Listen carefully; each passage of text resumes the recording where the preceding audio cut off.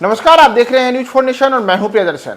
राज्यसभा उपचुनाव को लेकर के आज बिहार में 2 सीटों पर नामांकन किए जाएंगे। दरअसल बिहार में राज्यसभा की 2 सीटों पर उपचुनाव हो रहे हैं और उपचुनाव को लेकर के आज नामांकन की अंतिम तिथि है। तो नामांकन की अंतिम तिथि के दिन एनडीए की ओर से आज उपेंद्र कुशवाहा और मनन मिश्रा अपना अपना नामांकन करेंगे। दोनों के नामांकन को लेकर के पूरी तैयारी कर ली गई है और उपेंद्र कुशवाहा एवं मनन मिश्रा के नामांकन के दौरान बिहार के मुख्यमंत्री नीतीश कुमार सहित बिहार के दोनों उप मुख्यमंत्री सहित कई अन्य जो वरिष्ठ नेता हैं वह एनडीए के खेमे की ओर से मौजूद रहेंगे। दरअसल जो मौजूदा राज्यसभा के उपचुनाव हो रहे हैं, अगर इसकी हम बात करें तो राज्यसभा की 2 सीटें बिहार में लोकसभा चुनाव के बाद रिक्त हुई हैं। भारतीय जनता पार्टी के राज्यसभा सांसद रहे विवेक ठाकुर और राजद की राज्यसभा सांसद रही मीसा भारती के लोकसभा चुनाव में लोकसभा के लिए निर्वाचन हो जाने के बाद ये दोनों सीटें रिक्त हुई हैं और दोनों सीटों पर अब उपचुनाव हो रहे हैं। इसलिए इन दोनों सीटों के पर अब एनडीए की ओर से 2 प्रत्याशी चुनाव मैदान में उतारे गए हैं,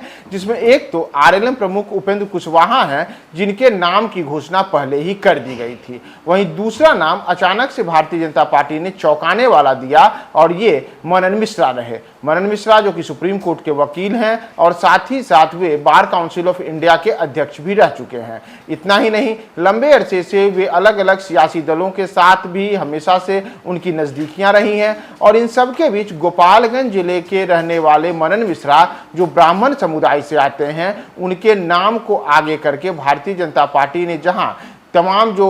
अटकलबाजियां थे उन अटकलबाजियों पर विराम लगाया, वहीं इस बार के राज्यसभा चुनाव में भाजपा की ओर से जो अलग अलग नामों को लेकर चर्चा की जा रही थी कि अमुक व्यक्ति को राज्यसभा भेजा जा सकता है, उन सब पर विराम लगा दिया और एक बड़ा ही चौंकाने वाला नाम मनन मिश्रा का तय कर दिया। तो अब मनन मिश्रा और उपेंद्र कुशवाहा दोनों का आज नामांकन होगा और जैसे इस उपचुनाव में होना है, यानी कि 2 जो अलग अलग सीटें रिक्त हुई हैं, एक विवेक ठाकुर की और एक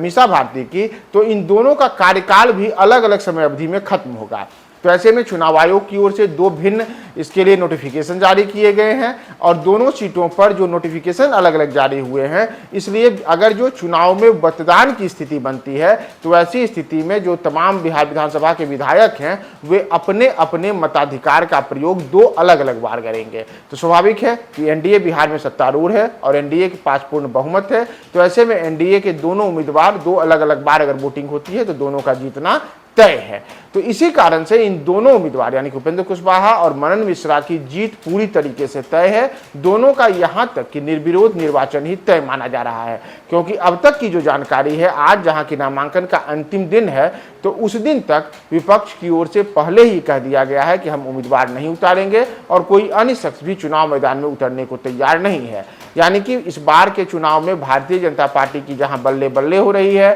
भाजपा को 1 सीट का फायदा हो रहा है, वहीं राजद को मीसा भारती वाली सीट गंवानी पड़ रही है और इस तरीके से